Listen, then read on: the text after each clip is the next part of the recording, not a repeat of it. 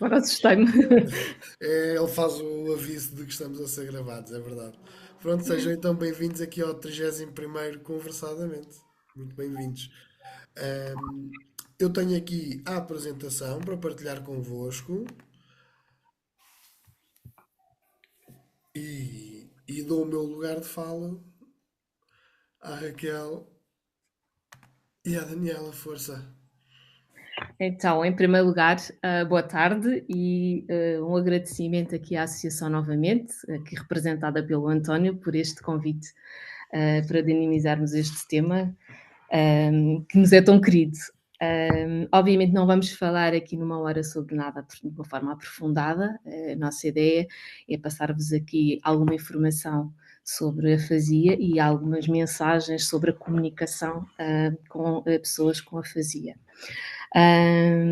Eu só vos vou aqui fazer uma introdução, que é, se em algum momento ouvirem cães a ladrar, desculpem, porque eu tenho 2 cadelas em casa e não é difícil geri-las em espaço, portanto elas estão aqui comigo e às vezes começam a ladrar. E vou já pedir desculpa antecipadamente se isso acontecer.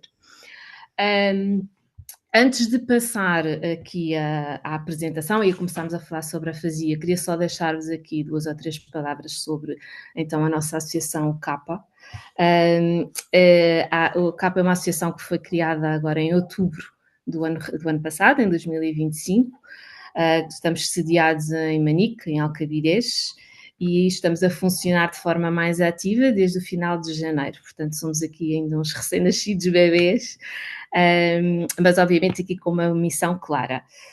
O CAPA nasceu aqui numa iniciativa de um grupo de pessoas, pessoas essas que são pessoas com afasia, familiares e terapeutas, e que nos seus diferentes papéis, desde terapeutas a pessoas que vivem com o problema, a pessoas que lidam com pessoas com esta dificuldade, que identificaram alguns problemas em comum e a verdade é que realmente após um evento neurológico, o processo de reabilitação é um processo que às vezes é muito longo e as respostas nem sempre são suficientes.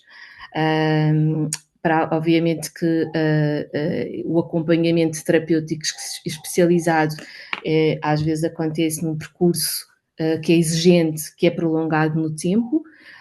As respostas que às vezes estão disponíveis são respostas que às vezes têm períodos de interrupção, às vezes são demasiado caras e nem sempre são especializadas. E, portanto, o CAPA surgiu um bocadinho com estas vontades de suprimir ou tentar suprimir algumas das necessidades, não só para as pessoas com afasia, mas também para os próprios familiares.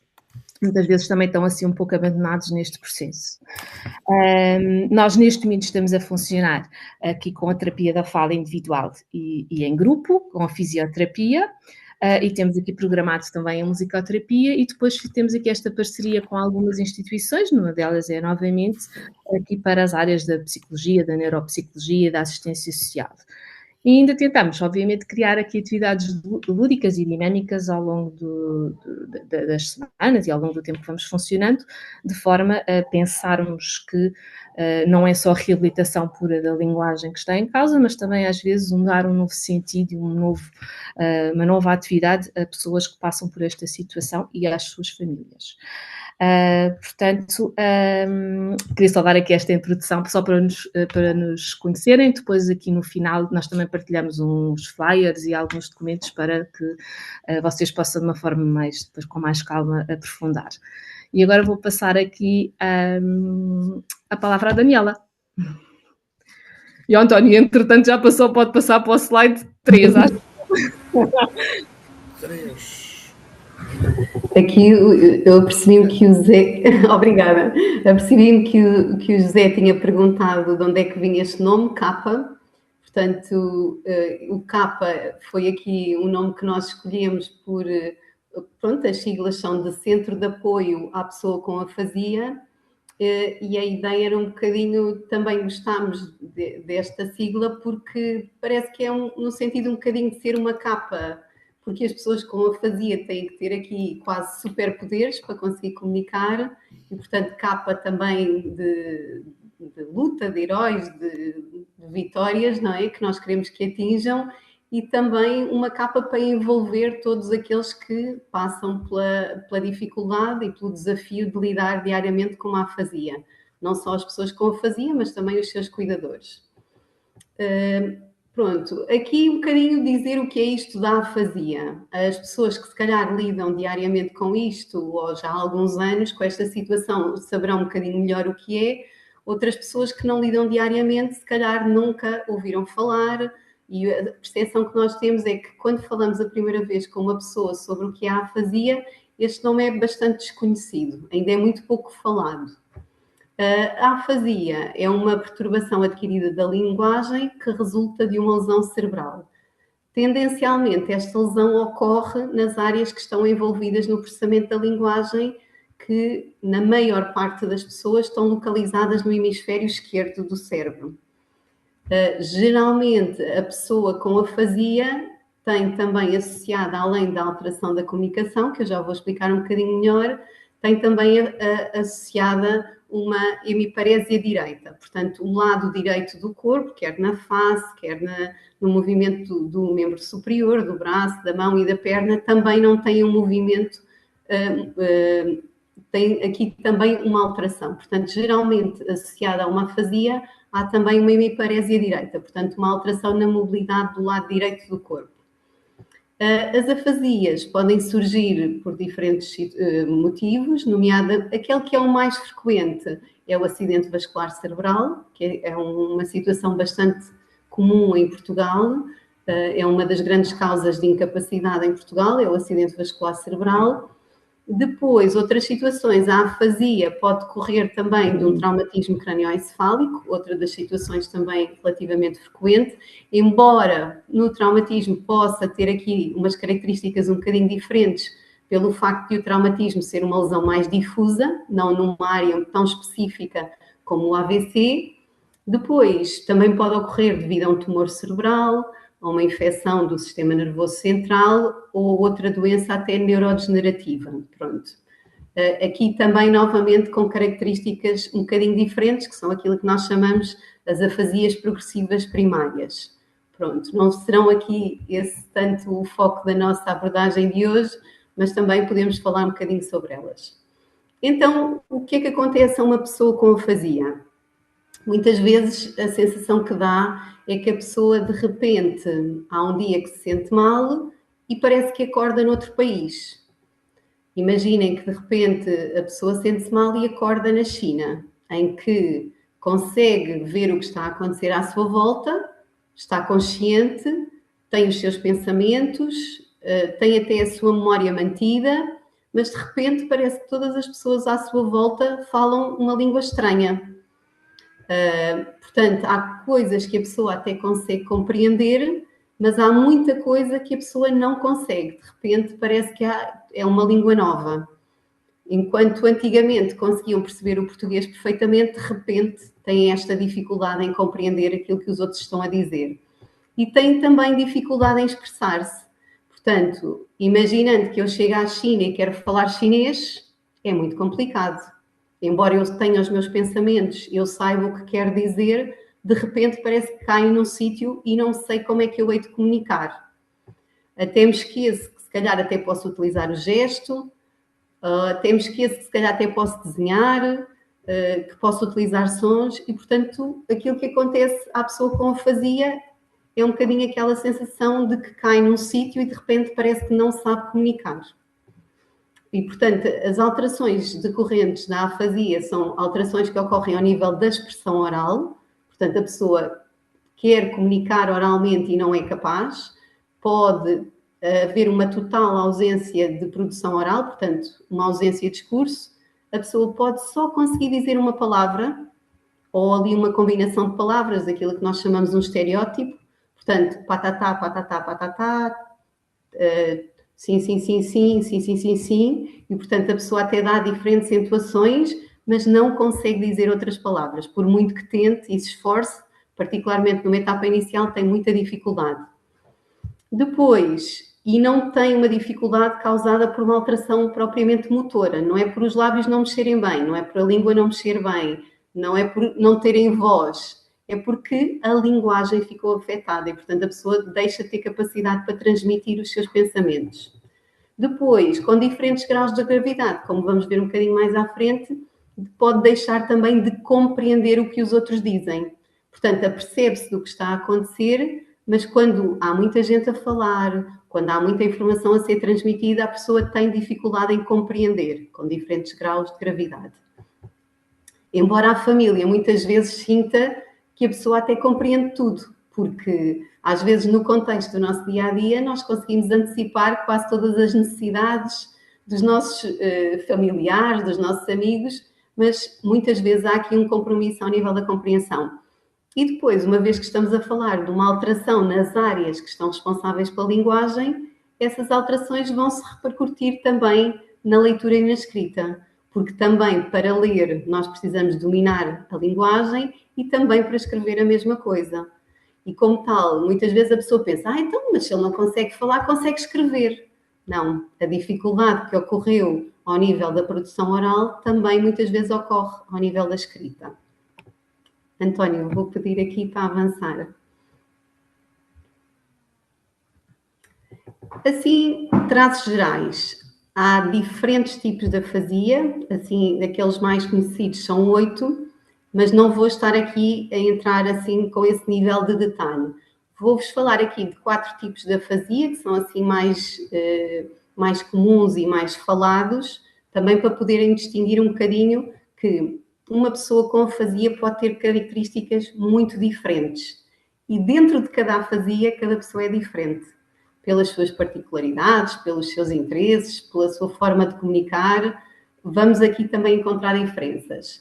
De qualquer forma, aquela forma de afasia que é considerada a mais grave é a afasia global. E porquê? Porque há uma alteração muito grave ao nível da produção, lá está, a pessoa pode não conseguir dizer nada, pode dizer só uma ou duas palavras. Depois tem uma alteração grave também ao nível da compreensão, portanto, tem dificuldade em compreender o que os outros dizem e muitas vezes até ao nível da compreensão não verbal. Pode até ter dificuldade em interpretar um gesto, uma expressão facial, embora aí sejam situações mais graves. E depois tem essas alterações também ao nível da leitura e da escrita. Portanto, não conseguindo transmitir, não conseguindo compreender, de repente parece que a pessoa ficou fechada dentro dela mesma. E, portanto, aqui o desafio é tentar encontrar estratégias e formas para lhe dar o apoio numa etapa inicial e depois ajudá-la a encontrar estratégias para voltar a comunicar. Mas muitas vezes esta pessoa precisa de um apoio quase total para a comunicação, pelo menos numa etapa inicial. Depois temos outro tipo de afasia, que é a afasia de Broca.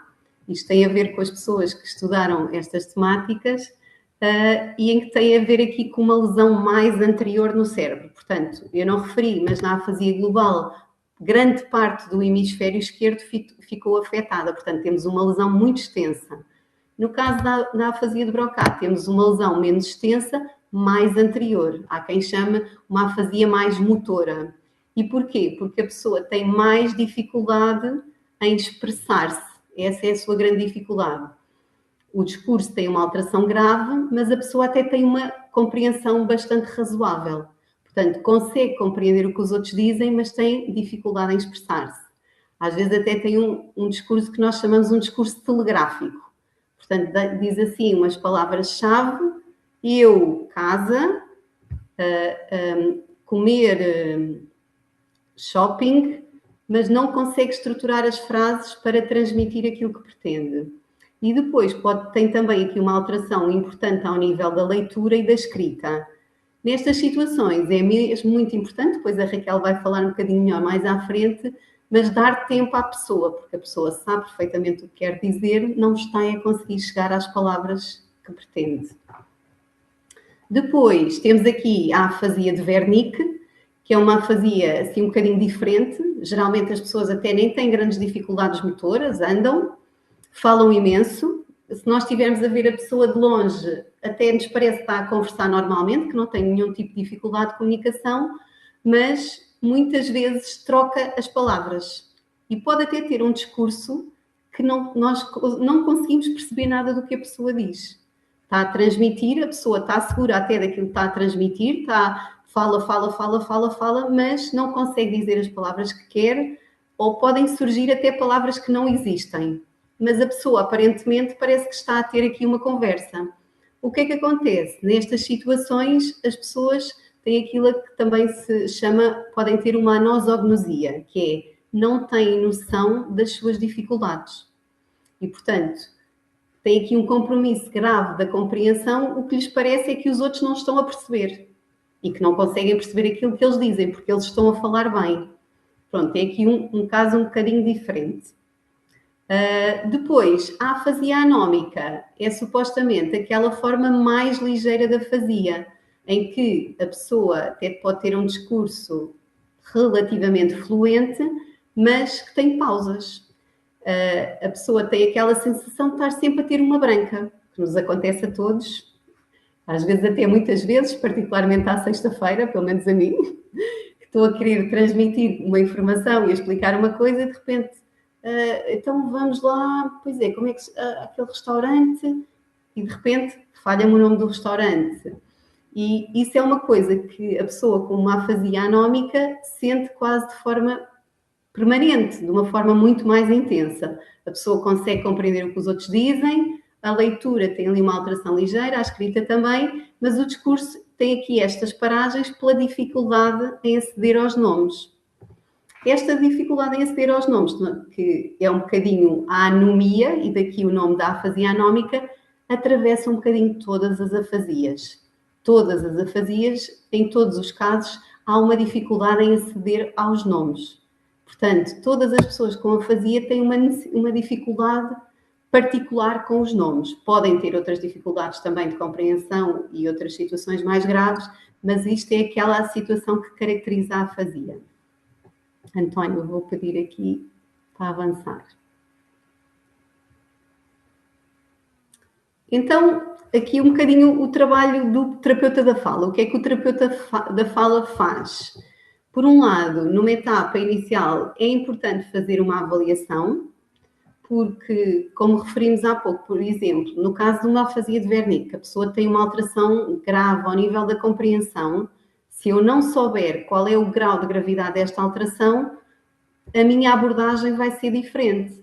Se calhar eu tenho que trabalhar muito mais numa etapa inicial a parte da compreensão para depois conseguir melhorar tudo o resto. Portanto, a avaliação permite-nos não só caracterizar o perfil da pessoa, identificar quais são as áreas que estão mais conservadas e que podem ser uma mais-valia para nós e depois identificar as áreas que precisam de ser trabalhadas. E depois permite-nos também comparar e perceber, então aqui já evoluiu, nesta área estamos melhor, então vamos avançar para outra.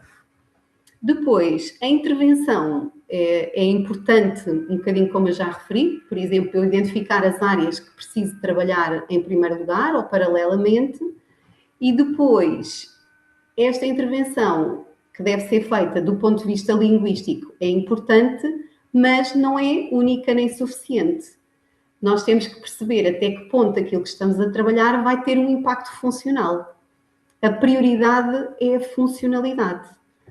Porque imaginem, eu até posso trabalhar muito dizer o nome. Vamos lá trabalhar isto, dizer os nomes, trabalhamos, a pessoa olha para os objetos e já consegue dizer os nomes. Mas depois sai à rua e não consegue conversar, não consegue participar. Então não estamos a atingir o objetivo.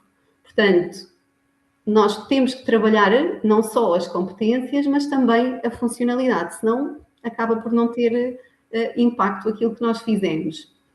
E depois, outro dos fatores que é fundamental é o envolvimento da família, dos cuidadores, dos parceiros comunicativos. Porque, imaginando que eu falo uma pessoa vem ter comigo e fala perfeitamente alemão, ela vem falar comigo e eu não percebo nada de alemão, portanto a comunicação vai ser muito difícil. Por isso, imaginem, uma pessoa com afasia já conhece as estratégias, já sabe como é que as pode utilizar, chega ao pé de uma pessoa que não as conhece, obviamente que isso vai fazer parte da sua vida, mas se tiver um interlocutor que já domina as estratégias, que também já compreende porque é que a pessoa faz aquele gesto naquele momento, que já já consegue integrar essas estratégias, então vamos ter uma comunicação muito mais eficiente. É importante dominarmos aqui o código. Nós temos que conhecer bem como é que a pessoa comunica para conseguir comunicar de uma forma mais eficiente com ela.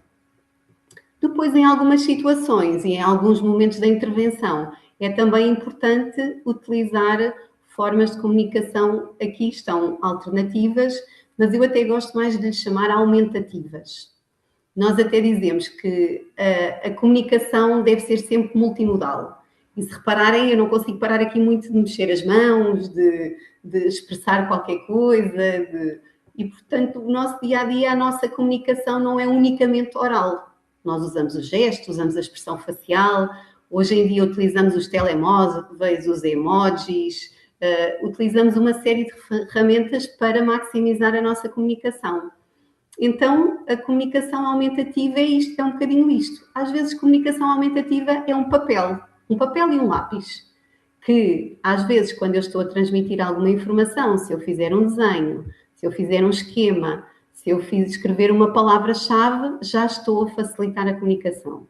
Embora hoje em dia já haja uma série de soluções que permitem clonagem de voz, síntese de voz, há uma série de ferramentas que já facilitam esta interação.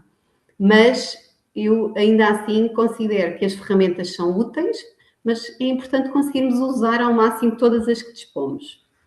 Pronto, aqui só referir que a intervenção na terapia da fala pode ser individual ou em grupo, consoante as etapas e as necessidades da pessoa. A frequência deve ser adaptada à gravidade. Se numa fase inicial temos uma frequência maior, numa etapa mais avançada, se calhar vamos reduzindo as sessões e chega a uma altura em que não faz sentido uma intervenção direta, faz mais que a pessoa pratique na sua comunidade, com os seus cuidadores e utilize as estratégias noutros momentos.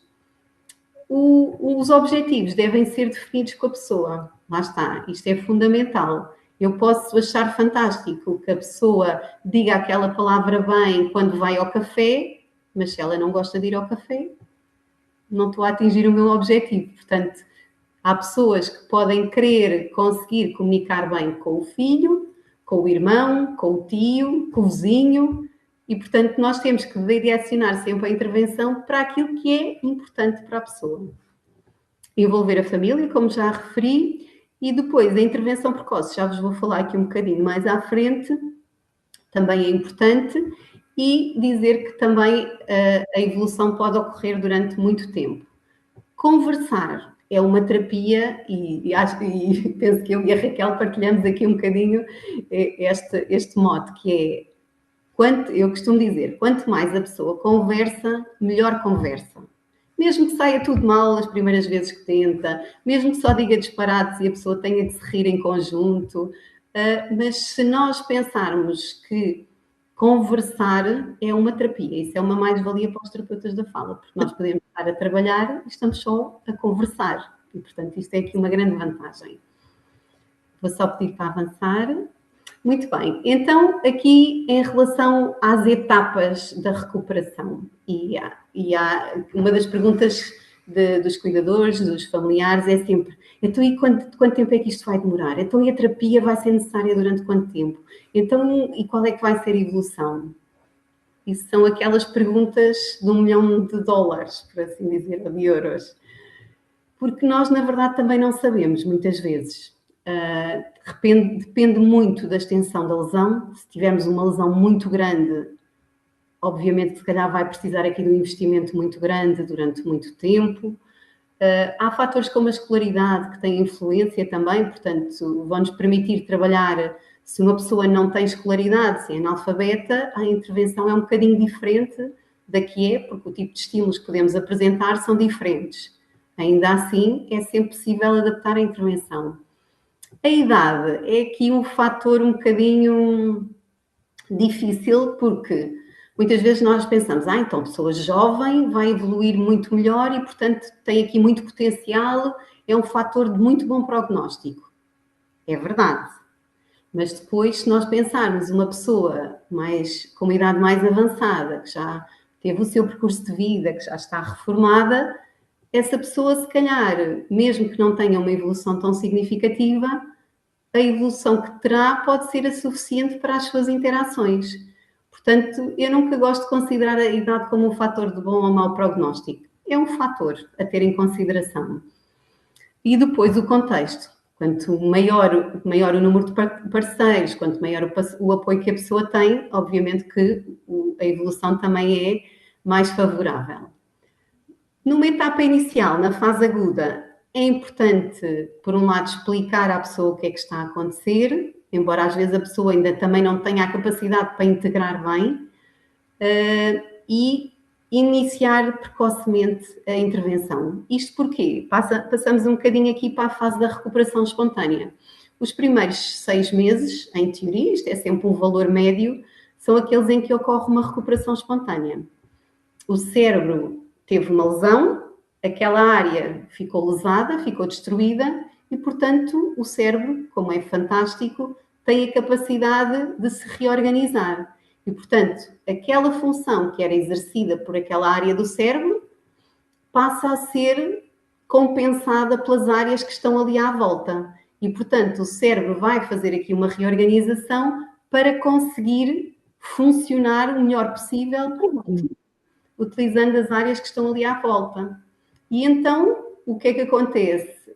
Esta etapa é extremamente importante para a evolução. Porque se nós estamos ali a estimular aquelas áreas que estão ali ao lado, estamos um bocadinho a indicar-lhes o caminho, então a pessoa mais facilmente vai recuperar naquela etapa inicial. Quando o cérebro estabiliza e já se mantém de uma forma mais ou menos organizada, aí a evolução continua a ocorrer, mas é mais lenta. Portanto, entramos numa fase, eu diria que neste momento, não diria entre os 6 e os 12, eu diria que vá a partir dos 12 meses é que se nota que a pessoa começa a ter uma evolução um bocadinho mais lenta. Embora eu tenha encontrado ao longo destes anos, que trabalho com as pessoas com afasia, que mesmo ao fim de muitos anos, as pessoas conseguem nos surpreender e conseguem continuar a melhorar. António, se calhar avançamos.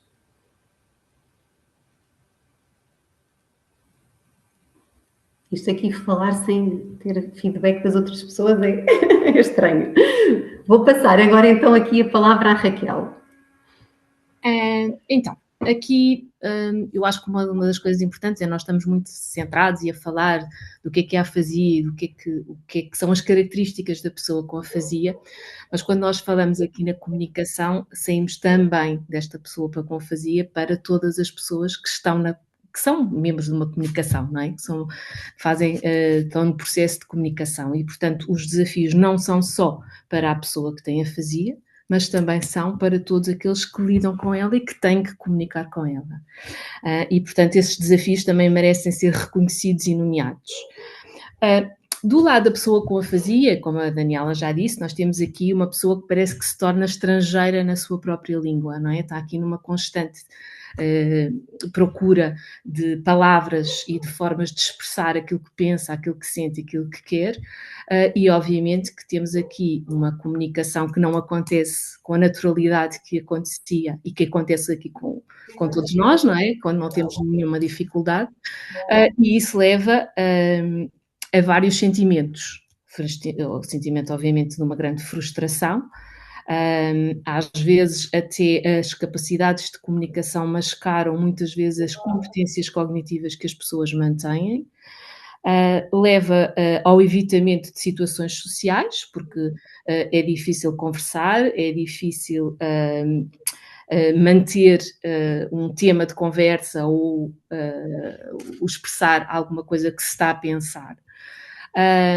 Às vezes até o ir para determinados locais, porque se nós pensarmos, falamos muito até da acessibilidade, mas há um termo que é a acessibilidade comunicativa, não é? Que hoje em dia já se começa a utilizar muito. Eu estou a recordar, o meu marido trabalha num banco e recentemente eles foram confrontados com a necessidade de terem que ter disponíveis no banco língua gestual para pessoas surdas que se dirijam ao banco. E, portanto, a verdade é essa, uma pessoa com afasia vai a um sítio que não está, que não tem recursos de comunicação e nem sequer percebe o que é a afasia, tem uma barreira muito grande à comunicação e pode evitar fazer, mesmo não tendo limitações físicas, mas limitar a sua vontade em querer resolver alguns assuntos porque não consegue comunicar de uma forma eficaz e não tem do lado lá pessoas que tenham essa sensibilidade.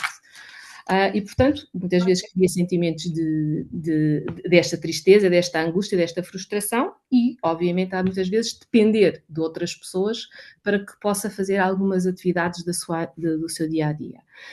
E, obviamente, que isto impacta bastante na identidade e na autoestima e na autoconfiança da pessoa. Se olharmos para o lado da família, de cuidadores, dos amigos, não é? Das pessoas que no dia-a-dia lidam com a pessoa que tem afasia, a comunicação que aconteceu durante anos de uma forma que já era familiar para todos, agora acontece numa dinâmica muito diferente, não é? Num ritmo muito diferente. Não é tão rápida, não é tão eficaz, e se pensarmos aqui, especialmente na família cuidadora, não é? Para além desta adaptação na forma de comunicação, depois há tudo que está por trás, não é? Há uma sobrecarga emocional da própria pessoa, a vida da própria pessoa que cuida ou que é familiar também mudou, a dinâmica da família mudou. Muitas vezes as pessoas não percebem, porque a afasia não é uma coisa fácil de se perceber. E às vezes as pessoas com afasia e os familiares e os amigos demoram muito tempo até exatamente perceberem o que é que está alterado, que é esta questão muito pura da linguagem, não é? Exatamente, mas como é que não consegue falar? Porque a linguagem é uma coisa tão automática, não é? Que nós anda em paralelo com o nosso pensamento.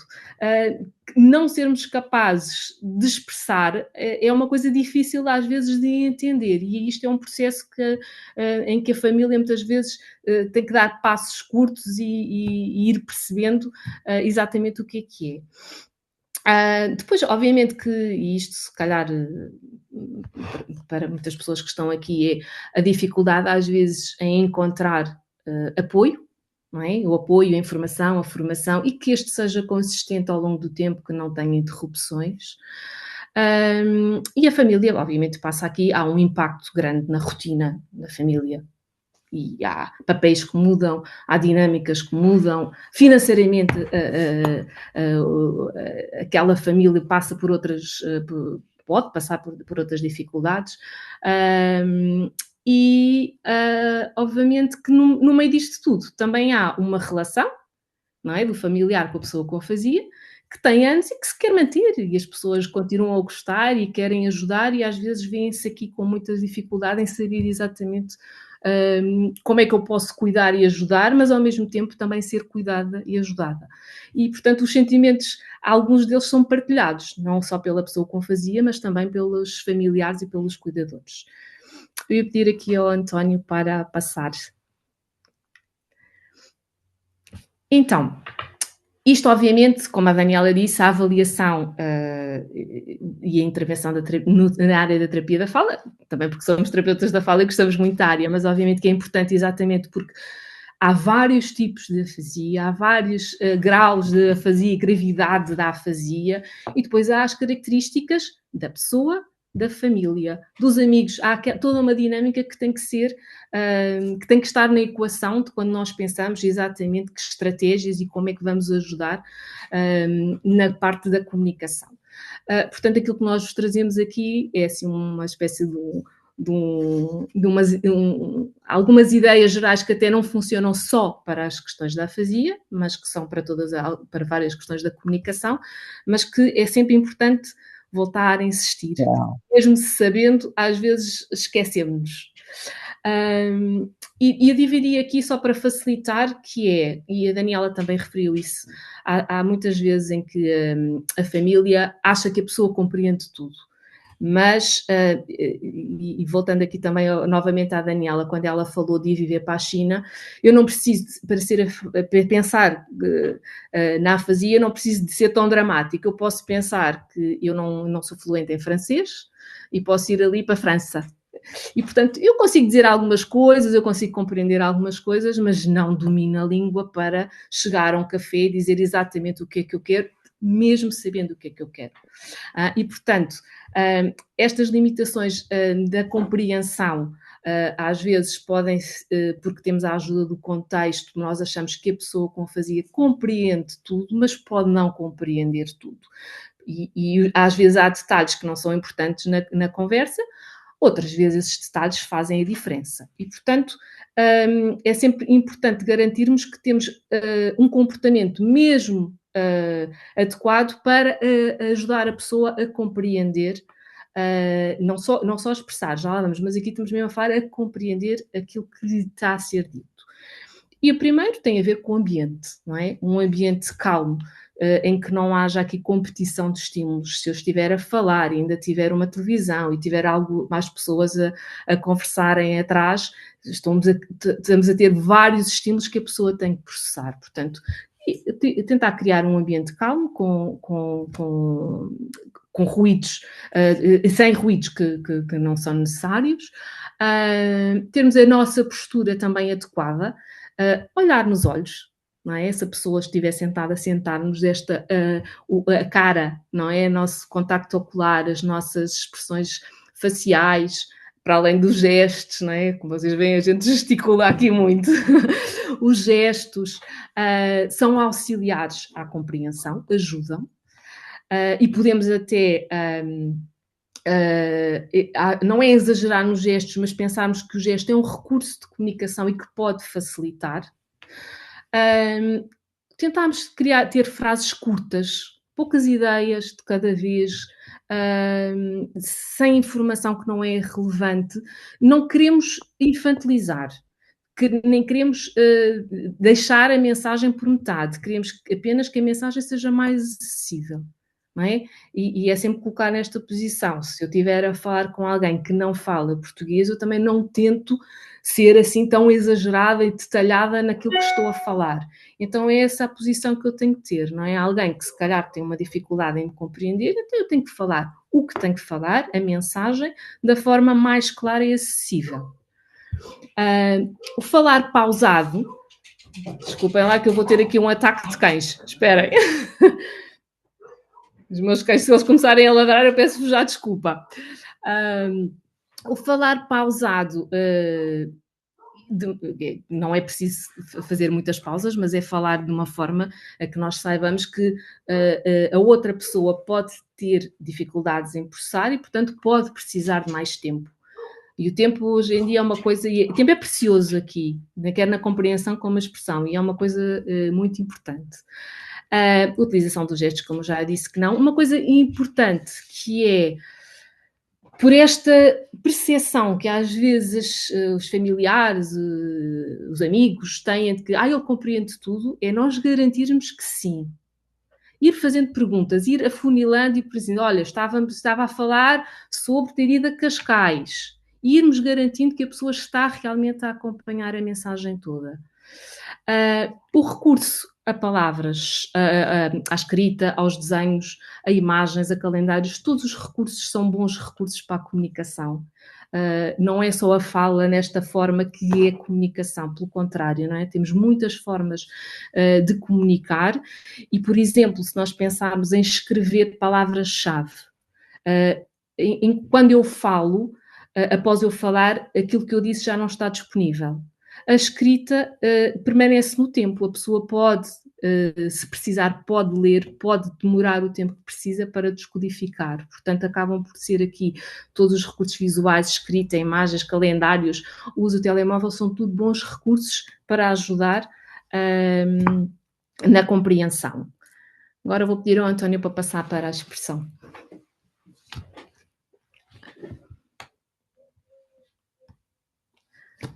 Então, na expressão, voltamos aqui ao tema do tempo, não é? O tempo, nós temos às vezes muita dificuldade em lidar com silêncios.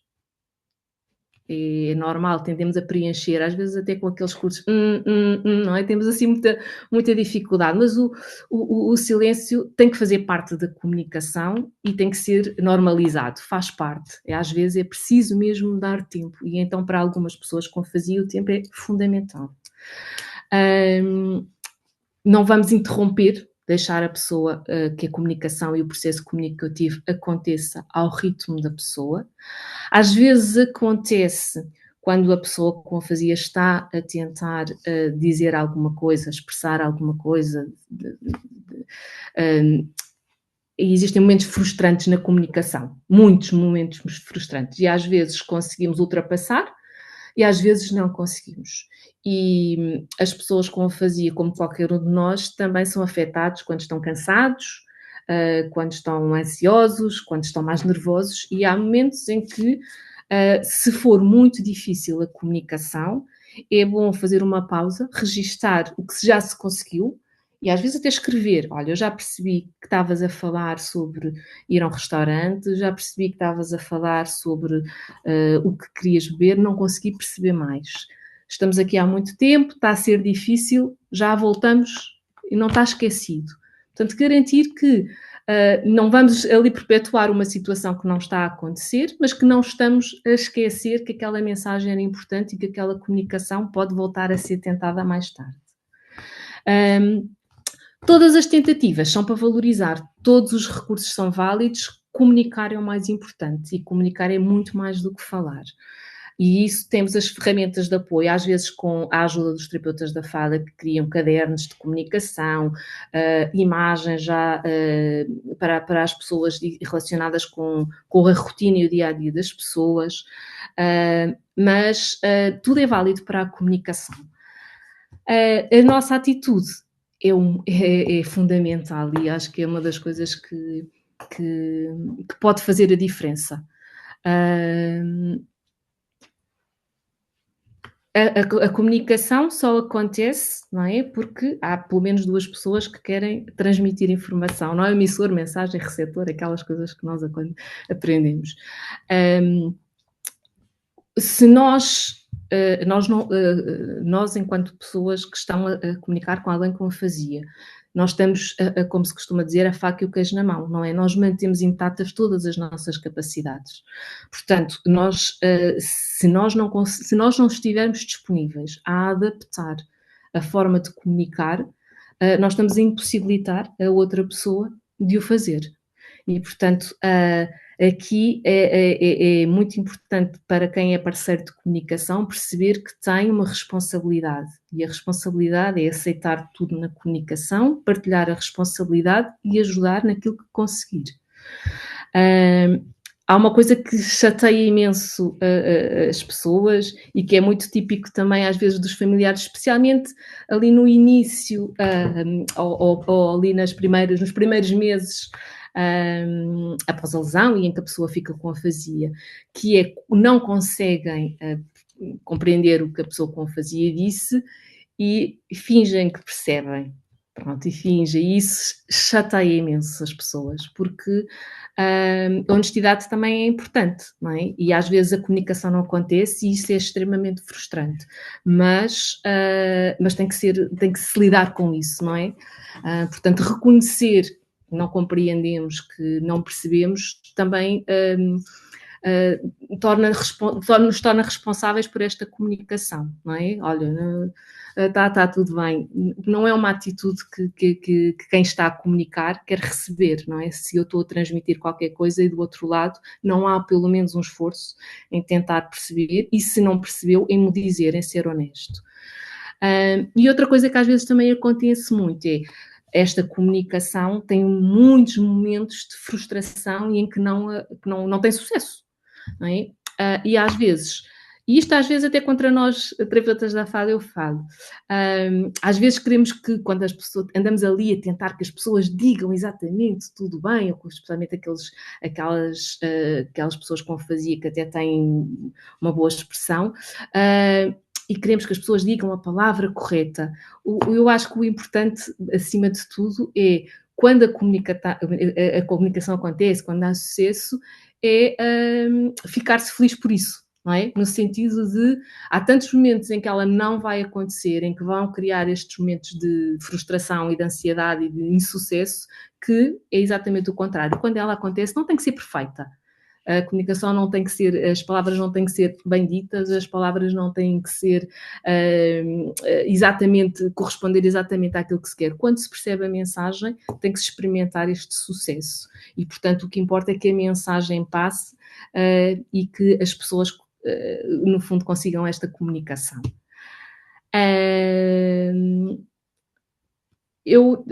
Pronto, não vamos aqui, obviamente, já estou a estender muito mais a nossa apresentação, há muito mais coisas para dizer, mas obviamente isso seria para outro momento, ou pode ser para outro momento. A única coisa que eu quero deixar aqui é esta ideia de que a comunicação é uma responsabilidade partilhada e que comunicar é um direito. E, portanto, nós também temos aqui um papel, enquanto terapeutas familiares, técnicos, ao comunicar com pessoas com afasia. E queria-vos, obviamente, dizer que nos podem visitar, teremos sempre o gosto e a porta aberta para que, se nos quiserem conhecer as nossas instalações, de vos recebermos. Vou passar a palavra ao António. Vou aproveitar para finalmente conseguirmos ver toda a gente, agora sim. Muito obrigado pela apresentação. Eu estava a ouvir-vos e ia sorrindo muitas vezes, ia-me rindo de outras, porque estava a reconhecer uma série de coisas e questões e a interrogar-me até às vezes como é que eu faço. Ninguém é perfeito e eu sei que tenho muita tendência de complicar o discurso e é muito difícil quando me pedem para simplificar. Mas pronto, vamos trabalhando nisso. Eu tenho aqui uma série. Eu queria só também, já agora, Força, Raquel, enquanto eu dou aqui um olhinho no chat novamente. Eu achava que tinha saído, mas temos aqui a Suzy. Eu gostava de, se calhar, passar a palavra à Suzy. Claro, tínhamos falado nisso. Suzy, pode ser? Vou pedir para ligares o som. Porque há bocado a Suzy tinha desaparecido e eu pensei, a Suzy foi-se embora, mas agora estou a vê-la e acho que era interessante a Suzy também falar aqui um pouco. Não sei se consigo falar. Estamos a ouvir, eu estou. Ok. Estou a gostar muito desta conversadamente e acho que todos os terapeutas, assim como as outras pessoas que estão a assistir, perceberam tudo o que é que vocês disseram até agora. E queria também convidar toda a gente a ir conhecer o Capa. Suzy, não se quer só se apresentar, explicar um bocadinho quem é? Acho que estou a falar. O meu nome é Suzy Lorena e eu também tenho afasia. Agora estou com sequelas e comecei como Vernica e depois a Tómica e agora estou com sequelas e estou também no Capa desde o início e agora como voluntariar no Capa. E a Suzy faz parte da direção do Capa. Sim, faço parte do Capa, faço também normalmente as redes sociais e também como agora não consigo dizer apoio. Acaba por nos dar aqui um apoio em termos. Natan, desculpa, cortei-te o som. Liga lá o som outra vez. Eu faço as redes sociais no Capa e também faço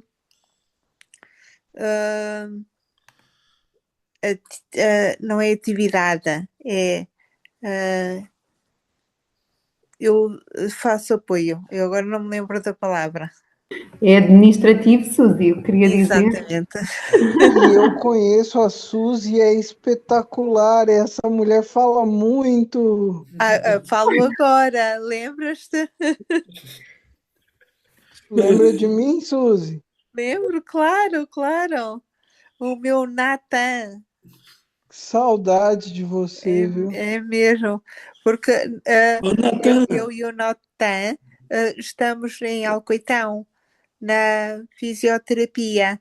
E quando eu conheci o Natan, eu falava muito, mas eu não dizia nada do que estava na minha cabeça. Era falar, muito. Mas fala aí, Suzy, eu soube te compreender e com calma dar o seu tempo para falarmos, não foi? É verdade, é verdade. E você também Saudades. foi espetacular na minha vida, mãe. Hoje eu ando e faço de tudo e é porque vocês estavam lá. É verdade. Nós vamos nos apoiando uns aos outros, não é, Natan?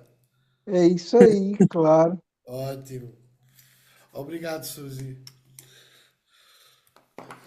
Obrigado, Natan, também. E eu já estou aqui a ver aqui o chat. Ahm, vamos aqui. O João faz uma pergunta ao João Nogueira. João, não sei se queres fazer. Não sei se queres colocar a tua pergunta ou não. Não sei se ainda está por aqui o João. Eu creio que sim, creio que não. Vou fazer eu a pergunta pelo João. O João gostava de saber se a pessoa que tem afasia, que padece da afasia, quando pensa, se pensa na sua língua natal, se pensa na sua língua materna. Essa é uma pergunta muito engraçada. Eu posso começar, Raquel, depois tu acrescentas. Podes, claro. Então, essa é uma pergunta muito engraçada e tendencialmente nós pensamos na nossa língua materna. Portanto, o pensamento está lá e nós pensamos na nossa língua materna. Uma característica curiosa na afasia, e eu estou-me a lembrar de um rapaz com quem trabalho também já há algum tempo, o que acontece é ele tem muita dificuldade às vezes em expressar-se em português, e é a sua língua mãe, ele não era bilíngue nem nada, mas na sua atividade diária ele falava muito tempo em inglês. E, portanto, o que é que acontece? Muitas vezes, quando ele não consegue transmitir a informação em português, diz em inglês. E é muito engraçada este funcionamento do nosso cérebro. E também há aqui uma característica engraçada que é, geralmente, a nossa representação da linguagem da nossa língua mãe, ou no caso de sermos bilíngues, das nossas duas línguas mãe, ou três, quem sabe, está numa determinada localização. E quando nós aprendemos uma língua nova na idade adulta, ou pronto, ao longo do desenvolvimento, sem ser mesmo na infância, ela tende a ficar representada, a ter ligações noutras áreas do cérebro. Então, o que é que acontece? Às vezes, aquela lesão afetou a zona onde está ali predominantemente a nossa língua-mãe, mas a outra zona que está, onde está a língua que nós aprendemos posteriormente, está mais íntegra. Então, às vezes, a pessoa tende a responder em inglês, por exemplo, ou em francês, ou noutra língua. Portanto, eu acredito que em termos de pensamento, é um bocadinho, ele, a partida será na nossa língua-mãe, mas aqui o que funciona é a pessoa recorre às áreas que estão íntegras ou que estão mais saudáveis, ou então há conexão entre elas. Portanto, efetivamente, nós até podemos pensar em português, mas se não sai em português, sai em inglês. E se não sai em inglês, sai com gesto. E se não sai com gesto, sai com som. Eu até me lembro de uma senhora muito engraçada, com quem trabalhei há muitos anos, que ela trauteava músicas. Sempre que ela queria transmitir uma ideia e não conseguia, trauteava qualquer coisa. Portanto, há aqui uma magia no nosso cérebro. Raquel, queres acrescentar? Não, acho que falaste muito bem. O Adrian fala-nos aqui sobre as afasias anómicas e tem uma pergunta para vocês. Adrian, queres colocar sobre os teus sponerismos, que nós uma vez falámos sobre isto e tive que ir à procura, antístrofes. sim, esta palavra é do professor Spooner, que foi um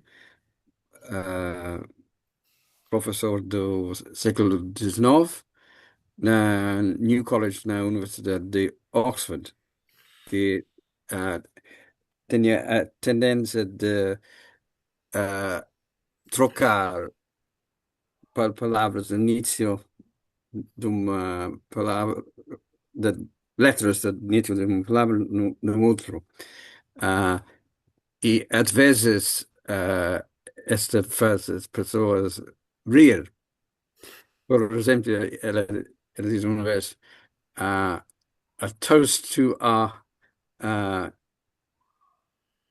queer dean. Em vez de Dear Queen, Victoria, queer significa homossexual. Significava outra coisa, não era? Sim, sim, sim. É, é, Ah, e Dean é o decano, presidente da faculdade, uhum. tem esses dois significativos. Ah, e toast significa brindisi, isso. ah, Eu, ah, eu, eu só para ajudar aqui a Daniela, e parece-me que o termo, e aquele termo em português é antístrofe, me custa um bocadinho a dizer antistrofe, não sei, antístrofe. Antístrofe. E eu, no fundo, o Adriano acho que está a querer perguntar qual é que é a diferença entre isso e a anomia, não é? E a dificuldade em Esse poder é falar. uma espécie disto. Por exemplo, temos coisas de desenvolvimento, as pessoas que têm várias confusões. Por exemplo, a minha mãe tem a tendência de dizer um outro nome para uma pessoa, Uhum. Eu acho que, por não vezes do gato. a mim parece-me aquilo que nós chamamos parafasias. Não sei se é o que tu entendeste. É, a parafasia normalmente é a repetição, não é? Ajude-me, Raquel, Não. que é para não. Parafasia é quando quer dizer uma palavra e sai outra. Aqui Aham, aqui no aham. caso é a troca do início da palavra pelo fim da outra e por aí em diante. Então, pode ser. Há aqui várias coisas, Daniela, depois também me ajudas. Nós temos aqui, às vezes, definido as parafasias que podem fazer parafasias semânticas, parafasias fonológicas ou os neologismos, que são, parece, palavras inventadas. Portanto, imagina uma parafasia semântica quando eu quero dizer uma palavra e digo outra. Quero dizer caneta e digo lápis, por exemplo. Às vezes pode haver parafasias fonológicas que estão relacionadas com palavras que são fonologicamente parecidas. Quero dizer caneta e digo caneca. São palavras que fonologicamente têm ali alguma semelhança. E às vezes há as palavras que são os neologismos, que são, parece que palavras inventadas, que não têm, até posso dar, há algumas que são, por exemplo, como se fossem palavras que pudessem existir, mas não existem, não é? Parataio, exemplo. Portanto, é uma palavra que não existe, nós chamamos um neologismo. Não sei se é isto. Sim, eu também, foi isso que eu interpretei. Eu acho, pareceu-me que aquilo que o Adriano estava a tentar distinguir era entre anomia e esse tipo de palavras. E efetivamente são coisas distintas. Parece-me que aquilo que o Adriano está a dizer são estas parafasias, que é quando a pessoa não consegue dizer bem a palavra e sai outra, ou sai uma muito semelhante. Às vezes foi aquilo que o Adriano disse, às vezes até são a parte dos morfemas. Portanto, o início de uma palavra a terminar com o fim da outra, ou altera, inicia quase com o fim da palavra e termina com o início, ou então repete ali alguns sons dentro da palavra. Portanto, isso é o que nós chamamos de parafasias. A anomia é ter dificuldade em dizer o nome por si. Portanto, muitas vezes nós dizemos que o discurso é caracterizado por pausas anómicas. Portanto, a pessoa faz uma pausa porque não consegue ir buscar a palavra. E esse comportamento é curioso, também ocorre em alguns problemas de linguagem na criança, que era aquilo que estavam a referir. Por exemplo, na dislexia ou nas perturbações específicas da linguagem, mais concretamente que essas se refletem, porque a dislexia remete-se apenas à leitura e à escrita, e portanto essas trocas só ocorrem na leitura e na escrita. Nas perturbações específicas da linguagem, em termos de desenvolvimento, as crianças tendem a fazer essas trocas também na oralidade. E são trocas muito semelhantes às das pessoas com afasia. Portanto, às vezes esse comportamento comunicativo numa criança faz lembrar o de uma pessoa com afasia. Lá está, porque a criança também no seu desenvolvimento tem ali uma alteraçãozinha, um funcionamento um bocadinho diferente naquelas áreas do cérebro que no caso da pessoa com afasia foram lesadas. Pronto. Não sei se baralhei aqui um bocadinho. É isso mesmo, é isso Com a mesmo. informação. Obrigado pela Pronto. resposta. Eu vou, para agilizarmos aqui o tempo, já não temos muito.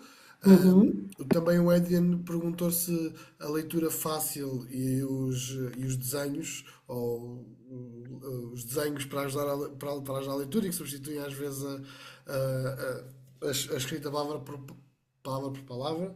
Um, Tu escreveste em inglês Easy Words and Pictures, não foi, Adrian? Mas é a Sim, sim, linguagem sim. fácil, creio eu, Sim, sim. traduzida Foi para português. desenvolvido nos anos 50 nos Estados Unidos Sim.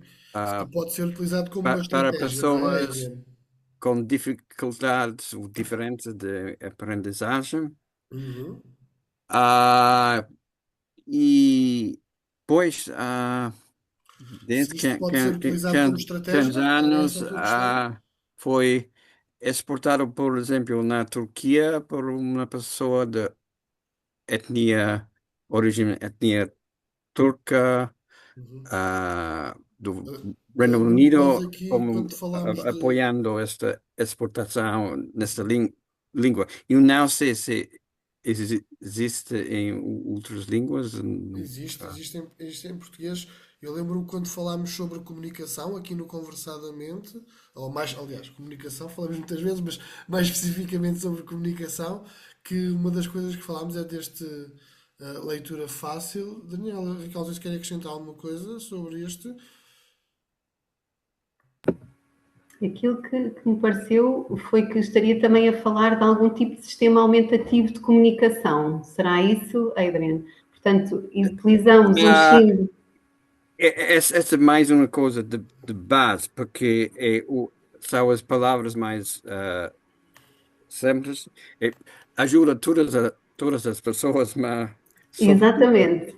Eu ah, até. sobretudo de pessoas que têm diferenças, ou, às vezes dificuldades de aprendizagem. Exatamente. E os fazem documentos assim que todos, não só as pessoas com deficiências, preferem todas as pessoas estas.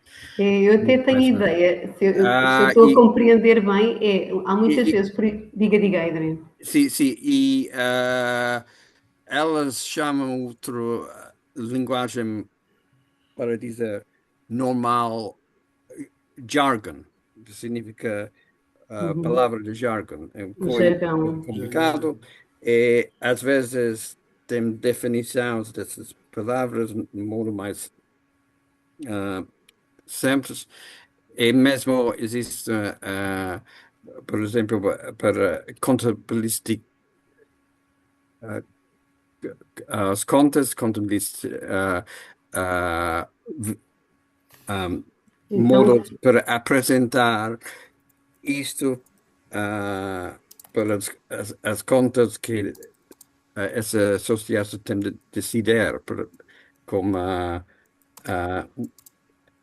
as, entre oito são versar assim e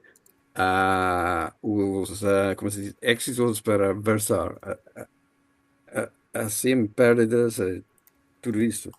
o que parece que Mesmo na contabilista criam estándares.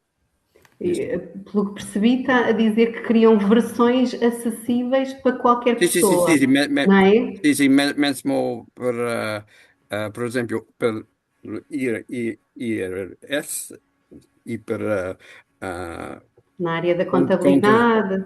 sim, sim, sim.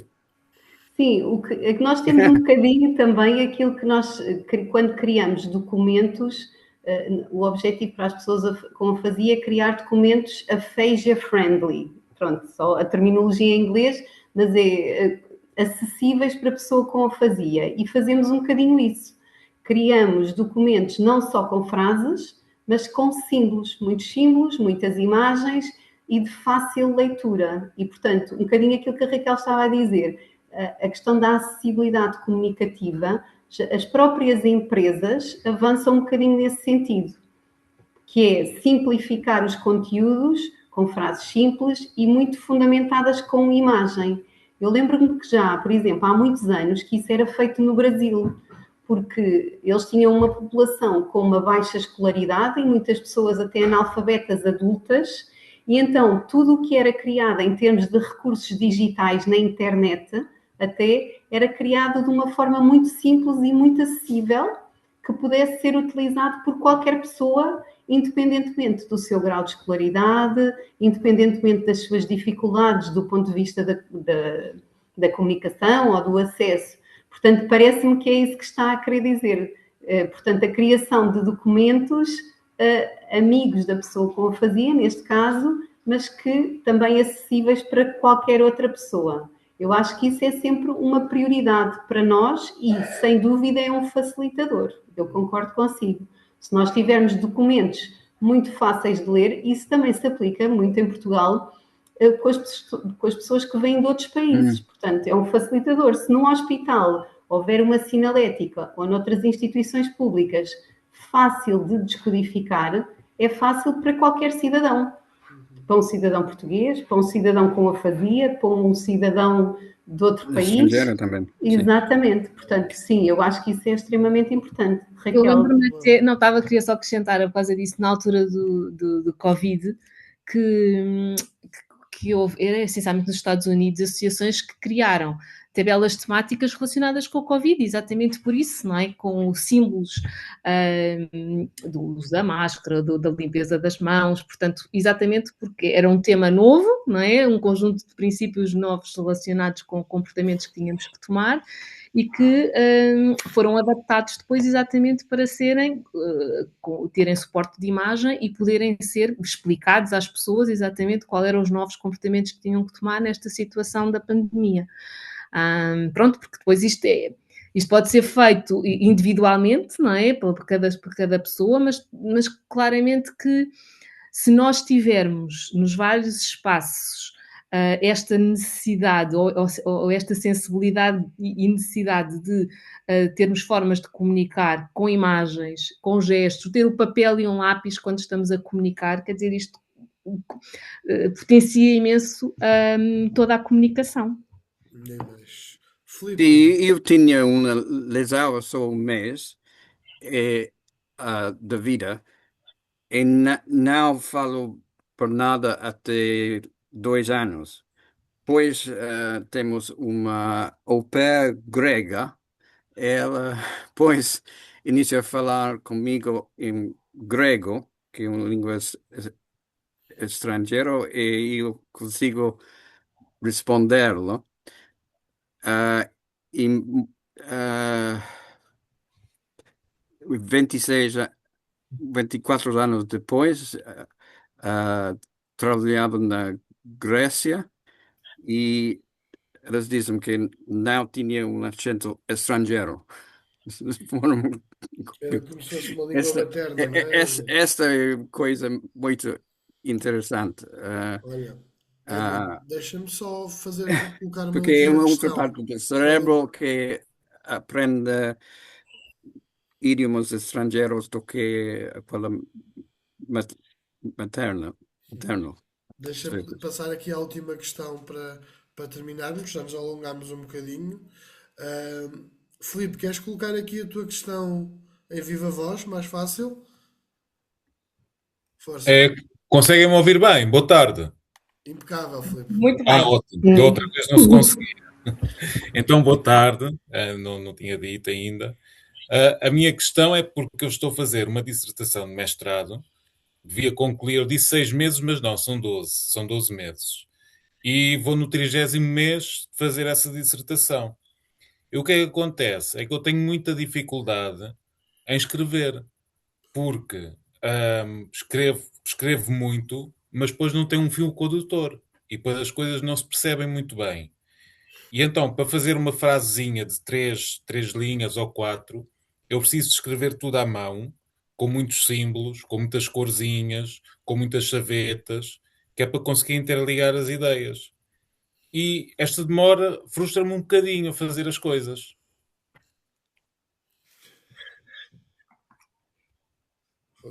Quem nunca se viu, e agora aqui para o amigo Adrian, quem nunca se viu grego para terminar depois de acabar de escrever e não se sentiu mal com dificuldade da linguagem técnica e científica, que atira o primeiro rochedo.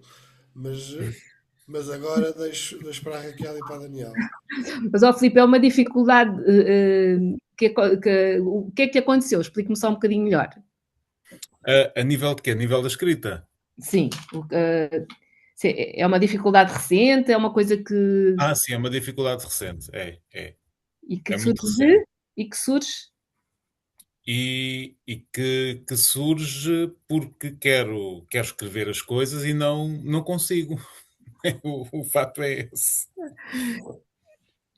Filipe, tens de dizer que tiveste um traumatismo.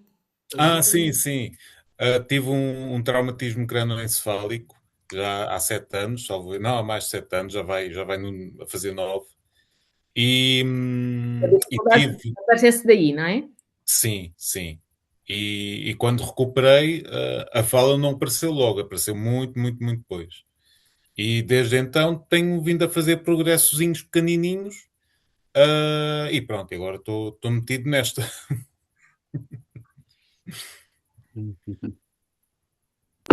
Estava aqui a pensar, Filipe, quando tenta transmitir essa informação oralmente, consegue organizar melhor do que quando coloca por escrito? Não, ainda é pior. Tenho. Ainda é pior. Pois, porque se fosse só na parte da escrita, podia ser mais fácil até editar ou qualquer coisa. Já estou aqui a pensar em estratégias. A estratégia mesmo que me tem ajudado, e tem sido esta que eu tenho levado a cabo nos últimos 2 meses, é mesmo ter um caderno ao lado, onde escrevo tudo à mão, mas não fica um texto corrido, ficam só pontinhos, tópicozinhos. E depois, com uma data de desenhos e dando cores às coisas, é que eu vou conseguindo relacionar e com isso já escrever mais alguma coisa. O único problema aí é o tempo, não é? Que gasta muito tempo no processo. Mas tem sucesso no final do dia? Depois consegue escrever? Vou tendo. Mas é difícil. Ou seja, o que é difícil é ter a concentração para isso. Porque eu acho que é um processo que me cansa mesmo muito. Fico mesmo muito cansado ao final do dia, depois desse exercício todo. E depois, quando termina, sente que ficas bem estruturado, que fica bem organizado e que transmite aquilo que pretende? Sim. O que eu às vezes utilizo muito mais é, por exemplo, para descrever, quando estou a escrever já no final do processo, em vez de escrever as coisas numa palavra, recorro a 4 ou 5, todas encadeadas uma na outra. Eu estava aqui a pensar nos benefícios da inteligência artificial. Pois, esqueci-me de dizer, também tenho utilizado bastante o Copilot para me ir ajudando nessa parte das ideias e da integração dos tópicos. Esqueci-me de dizer isso. Tem-me ajudado bastante. No fundo, a inteligência artificial também tem que ter surgido para nos facilitar um pouco a vida, não é? Nestas pequenas coisas. E eu acho que, não sei, a mim parece-me que essa estratégia de tentar fazer com as caixas, com as imagens, é uma estratégia, aquilo que falámos, se calhar demora mais tempo, mas se calhar é o tempo que neste momento precisa e, portanto, fazê-lo. E aqui a inteligência artificial e todos os recursos hoje em dia são maravilhosos para ajudar na parte de comunicação, e eu acho que todos nós já começamos a usar, não é? Temos que usar, obviamente, não nos substituir, mas como um complemento. E claramente eu acho que pode ser aqui uma ajuda até para ir aperfeiçoando, não é, a sua própria escrita, não é? Como se fosse um feedback, não é? Tenta a fazer as coisas e depois ter um feedback dali de como pode organizar melhor tendo em conta esta dificuldade, não é? Uhum. Boa, essa parte do feedback ainda não tinha experimentado, mas é uma boa ideia. É uma boa ideia para ir fazendo uma análise daquilo que vou escrevendo. É ótimo porque ele dá-te um feedback, ela dá assim umas sugestõezinhas. Aqui Uhum. não precisavas de usar tantas palavras, tenta escrever de outra maneira. Uhum. Funciona muito bem. Uhum. Vai dizer, olha, eu fiz assim, estruturei assim, porque estavas com esta ideia muito confusa. Há realmente coisas que podem servir, não é? Para nos ajudar a melhorar, que também é esse Uhum. o objetivo. Uhum. E Ora, facilitar a vida, também nos Sim. facilita a vida. E não nos cansarmos tanto. a última questão é da Carla. Obrigado. Obrigado, Filipe. A última questão é da Carla e não podemos fazer mais questões porque já ultrapassámos um bocadinho o nosso tempo. Ela estava-nos a dizer, Carla, creio eu, que podes fazer em voz alta. Sim, eu tenho a questão não da escrita, mas da leitura. Tenho dificuldade em ler textos compridos, e-mail, livro, o que for. Carla, isso não sei, provavelmente também já experimentou aquelas ferramentas para ouvir a informação que está escrita? Não. Não. Imagine, no e-mail pode selecionar o texto do e-mail e pô-lo para ouvir em voz alta. Não sabia, desconhecia. Pronto, nos telemóveis geralmente há sempre, quando carregamos no botãozinho de opções para copiar o texto ou qualquer coisa, Sim. há uma das possibilidades é falar em voz alta. E, portanto, para ler um e-mail, para ler uma notícia de jornal que possa pesquisar ou no computador ou no telemóvel há essa ferramenta que facilita bastante.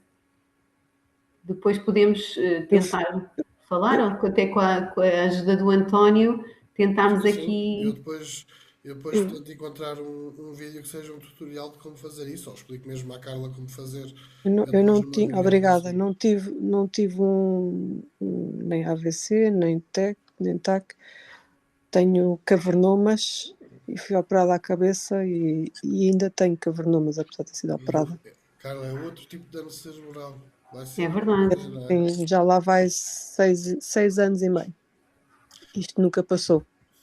Mas isso é uma boa pergunta, Carla, e às vezes é uma situação que até se resolve de forma relativamente fácil, portanto eu acho que isso é uma excelente pergunta, porque Ok. efetivamente eu ainda hoje, há pouco tempo, utentes que eu já acompanho há algum tempo, eu até acho que eles já sabem isso e não me lembro de falar no assunto, e esse é um ponto muito importante, porque basta a pessoa selecionar aquilo que quer, põe para ouvir em voz alta, porque enquanto está a ler e enquanto está a ouvir, descodifica mais facilmente a informação, porque são duas vias de entrada, a auditiva e a visual.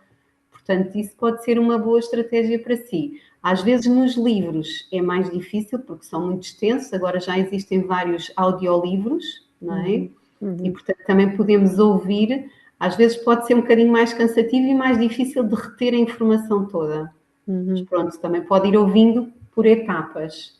Mas Agora, diga, Carla. agora que fala nisso, eu realmente agora não tinha percebido, mas ao ouvir televisão, as notícias ou um documentário, realmente retenho muito mais do que a ler coisas compridas, de facto. É, porque geralmente quando é muita informação nós temos mais dificuldade em reter. Às vezes até na televisão, até quando a pessoa até tem dificuldade também em compreender, às vezes até recomendo que ponha legendas também, que é para, pronto, há pessoas que funciona bem, outras nem tanto, mas para terem as duas vias de entrada de informação. Ótimo conselho, muito Obrigada. obrigado. Nada. Daniela, Raquel, agradecer-vos mais uma vez. Um muito, muito, muito, muito obrigado. Obrigado à Obrigada a equipa, nós. à instituição também. Despedir-me de vocês todos. Muito obrigado por terem ficado. A gravação vai ficar disponível depois. Alguma pergunta que não tenha respondido, que eu não tenha visto no chat, peço desculpa. Mandem por e-mail que eu depois tento responder ou faço chegar à Daniela ou à Raquel para responderem. E dizer-vos que o 32º Conversadamente vai ser no dia 27 de Abril. Não vos vou dizer já o tema, vai ser surpresa, mas se não for antes, encontramos daqui a um mês. Daniela, Raquel, muito obrigado mais uma vez. Obrigada. Muito obrigada a todos. Um abraço grande. Um beijinho. Obrigadíssimo. Não, Obrigada. Antônio. Obrigada. Adeus, obrigado.